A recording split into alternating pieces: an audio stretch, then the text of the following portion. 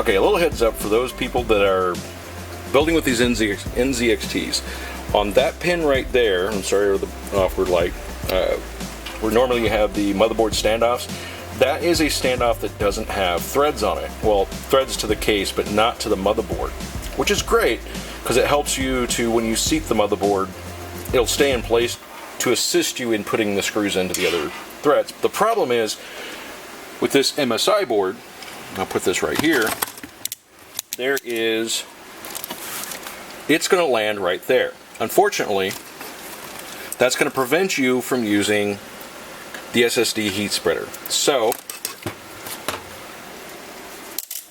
keep in mind that you may have to move those, and it's not real difficult to do. Apologize, lighting's a bit dark over here in the corner of my office. But all you got to do is come in here and just move it. Doing this one-handed. Just move to these, and that way you'll still have the nice standoff to help you assist in mounting the motherboard, but you will also have threads for the heat spreader on that motherboard, on the MSI H510. That's all you gotta do. But keep in mind, like I said, this standoff here, I'm gonna light back in, that standoff right there will prevent you from using that heat spreader, so just move the standoffs.